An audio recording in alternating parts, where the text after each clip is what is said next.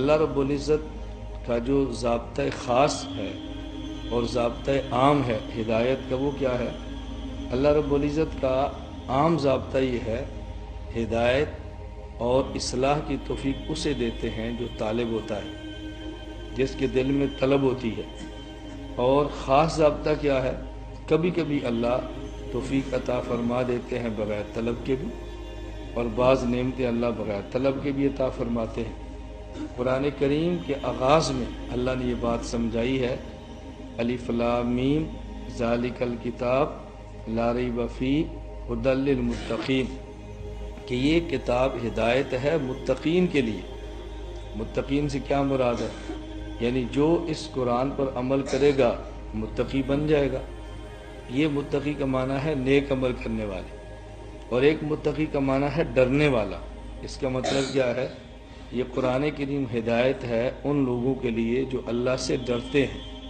جس کے دل میں خوف ہوگا اللہ کا، اس کو ہدایت ملے گی، اور جس کے دل میں خوف اور اللہ کی طرف رجوع نہیں ہوگا، طلب نہیں ہوگی، اس بندے کو ہدایت کبھی نہیں مل سکتی۔ ہاں، اللہ رب العزت اپنے خاص ضابطے کے تحت بس اوقات بغیر طلب کے بھی ہدایت فرما دے تو اللہ رب العزت کا احسان ہے۔ اسے اللہ نے قرآن کریم میں دوسرے مقام پر ان لفظ میں بیان فرمایا، اللہ یجتبی الیہ من یشاء ویہدی الیہ من ینیب۔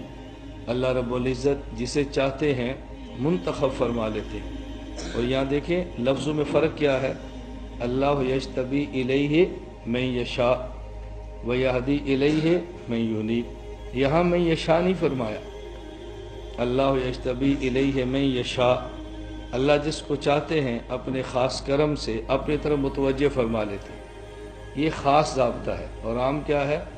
یہدی الیہ من ینیب، جو رجوع کرتا ہے اس کو تو ہدایت دیتے ہیں، جو طلب کرتا ہے اس کو تو دیتے ہیں، اور جس میں طلب نہ ہو، رجوع نہ کرے پھر بھی دے، یہ عام ضابطہ نہیں ہے من یشاء، یہ ہمارا خاص ضابطہ ہے۔ جب چاہتے ہیں تو ایسے بھی کر لیتے ہیں، ورنہ ہمارا عام ضابطہ یہ نہیں ہے۔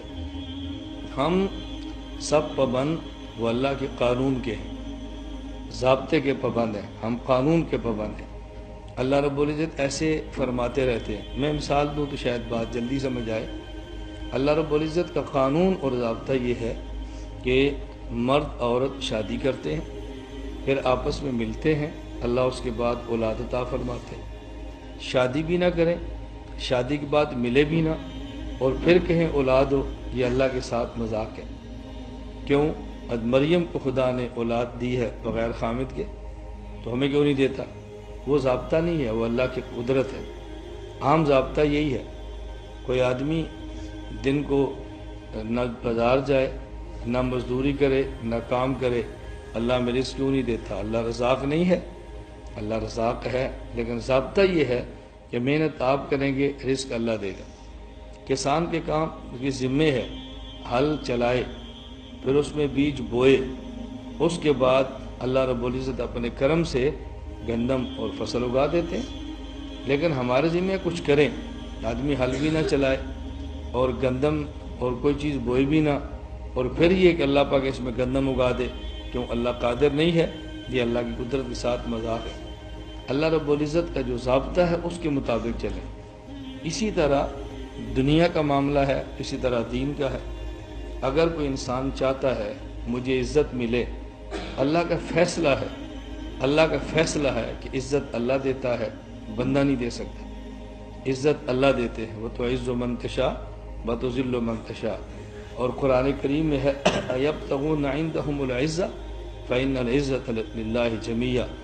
منافق ان کفار سے دوستیاں کرتے ہیں تاکہ ان کا تعلق رکھیں گے، ہمیں عزت مل جائے گی۔ فرمایا یہ نہیں ہے، عزت اللہ کے پاس ہے، اللہ جس کو چاہتے ہیں عزت عطا فرماتے ہیں۔ میں جو بات سمجھانا چاہ رہا ہوں، عزت چاہتے ہیں تو عزت اللہ نے اپنے دین میں رکھی ہے، اپنے احکام شریعت پر عمل کرنے میں رکھی ہے، اپنے محبوب نبی کریم صلی اللہ علیہ وسلم کی سنت پر چلنے میں رکھی ہے۔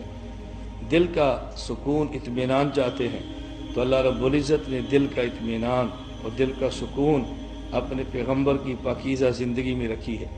کوئی انسان اپنے جسم پر پخانہ ملے اور پھر کہ میرے جسم سے خوشبو آئے، ایسا نہیں ہو سکتا۔ جسم سے خوشبو تبھی آئے گی جب اپنے جسم پر خوشبو لگائے گا۔ آدمی گناہوں کی نجاست بھی اپنے اوپر ملے اور پھر یہ کہے کہ میرے دل کو اطمینان ملے، ایسا نہیں ہو سکتا۔ اس کی وجہ کہ گناہ کی جو گناہ ہوتا ہے وہ شہوت کی وجہ سے ہوتا ہے، اور شہوت بھڑکتی ہے، یاد رکھنا۔ ایک چیز کے اندر میں خواہش پیدا ہوتی ہے، میں مال لوں، خواہش پیدا ہوتی ہے مکان بناؤں، خواہش پیدا ہوتی ہے گاڑی لوں، اتنے پیسے نہیں ہوتے۔ وہ بھڑکتی خواہش کو ٹھنڈا کرنے کے لیے حلال کی بجائے آدمی حرام طریقے سے کبھی سود، کبھی ڈکیتی، کبھی چوری، کبھی حق تلفی، کبھی غنڈہ گردی اس سے لیتا ہے۔ تو یہ جو بھڑکنا ہے یہ خاصیت آگ کی ہے، اور خواہشات بھی بھڑکتی ہے۔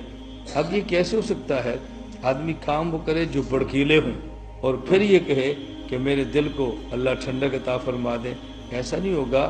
بھڑکنے والے کام کریں گے تو دل بھڑکتا رہے گا، اور یہ بھڑکنا آگ کی فطرت ہے کہ بے سکونی کی علامت ہوتی ہے۔ یہ سکون اطمینان کی علامت نہیں ہوتی۔